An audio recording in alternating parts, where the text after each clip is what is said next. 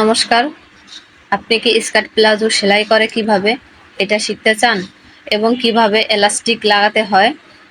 আমার এই ভিডিও দেখলে আপনিও খুব সহজেই শিখে নিতে পারবেন। তাই ভিডিওটি সম্পূর্ণ দেখার অনুরোধ রইল। তো স্কার্ট প্লাজোর এক পাশ একটু সোজা থাকে আর এক পাশ একটু বাঁকিয়ে কাটতে হয়, যার কারণে এক পাশে পার বের হয় আর এক পাশে পার ছাড়া। তো পার ছাড়া যে পাশে এই পাশে আমি সেলাই করে নিচ্ছি।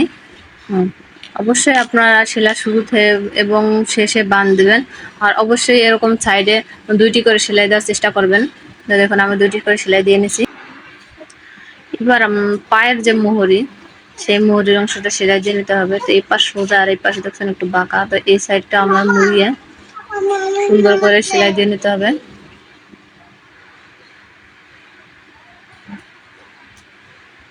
আর একটা ভাঁজ দিয়ে সুন্দর করে চিকন করে সেলাই দিয়ে নিতে হবে। স্কার্ট ব্লাউজে তো সবসময় চিকন করে সেলাই দিলে সুন্দর লাগে।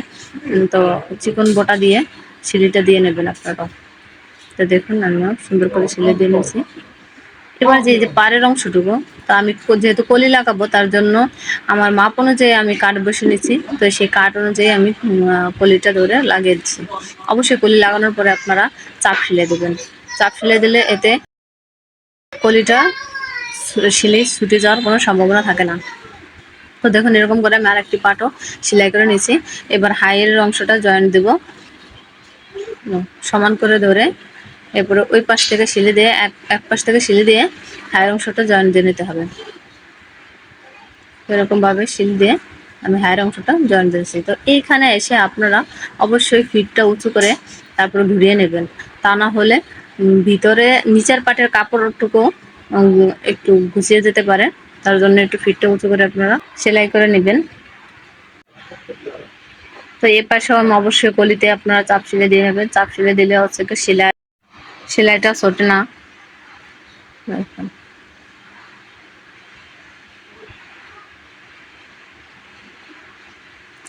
এরপর অপর পাশও আমি একইভাবে সেলাই দিয়ে নেব।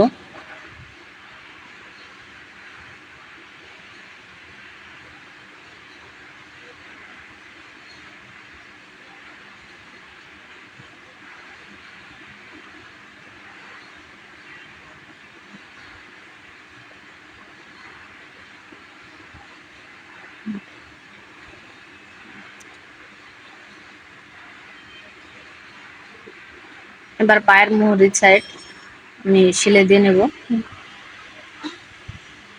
সিলিটা টেনে টেনে সুন্দর করে দিবেন। যদি আপনি সিলিটা টেনে টেনে না দেন, অবশ্যই পায়ের এই সাইড দিয়ে একটু কুঁচকে থাকবে। তার জন্য আপনি সিলিটা টেনে টেনে দিবেন। তো আমি সম্পূর্ণ সিলিটা দেওয়া হয়ে গেছে আমার। এরপরে কাস্টমারের চাহিদা অনুযায়ী অবশ্যই সবাই ২টা করে সিলি দেয়, আপনিও ২টা করে সিলি দেওয়ার চেষ্টা করবেন। তবে কাস্টমার যদি চাহিদা করে যে ৩টে সিলাই দিতে হবে, সেক্ষেত্রে আপনি ৩টে সিলাই দেবেন। তো আমি যার পায়জামাটা সেলাই করছি, সে কাস্টমার যে ৩টে সিলাই দিতে বলছে তার জন্য ৩টে সিলাই দিচ্ছি। এবার এলাস্টিকটা লাগিয়ে নেব। তো এই সাইডে যেহেতু পান নাই, সেজন্য আমি হালকা একটু মুড়িয়ে সিলিটা দিয়ে নিচ্ছি। আর যদি পার থাকে তাহলে সেক্ষেত্রে আপনার একটু মুড়িয়ে সেলাই দেওয়ার দরকার নেই। তো সিলি দেওয়া হয়ে গেছে, এবার এলাস্টিক লাগাবো। তো কোন পায়জামার জন্য কতটুকু কোমরের জন্য কতটুকু এলাস্টিক নিতে হবে, তো এই নিয়ে আমি একটা ভিডিও দিব। তো আপাতত এটা হচ্ছে গিয়ে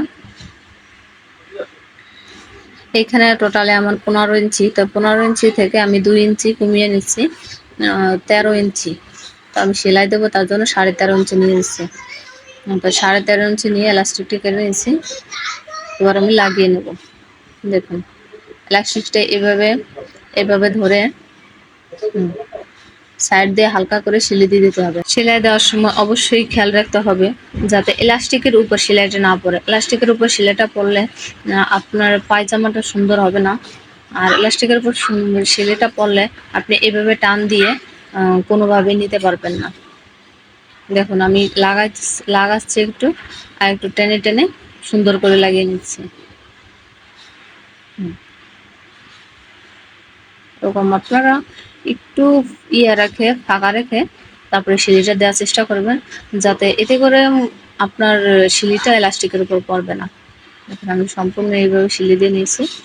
এবার এটাকে টেনে টেনে চারো সাইডে মনে করেন এই কুচিটা চারো সাইডে ফেলতে হবে, যার কারণে চার সাইডে ফেললে যেমন হচ্ছে কি আপনার পায়জামাটা একদিকে পড়বে না।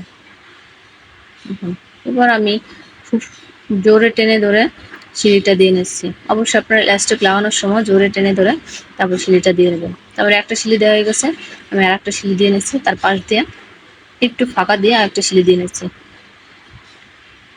আমার সিলিটা কমপ্লিট। দেখুন এবার পায়জামাটা দেখতে অনেক সুন্দর হয়েছে। দেখুন এরকম দুইটি করে সিলি দিলে এলাস্টিক কখনো ছুটে যাওয়ার সম্ভাবনা নেই অথবা ভাঁজ হয়ে থাকার কোনো সম্ভাবনা নেই। তো আমার ভিডিওটি যে যেখান থেকে দেখছেন ভালো লাগলে চ্যানেলটি সাবস্ক্রাইব করে দেবেন এবং লাইক কমেন্ট শেয়ার করে দেবেন।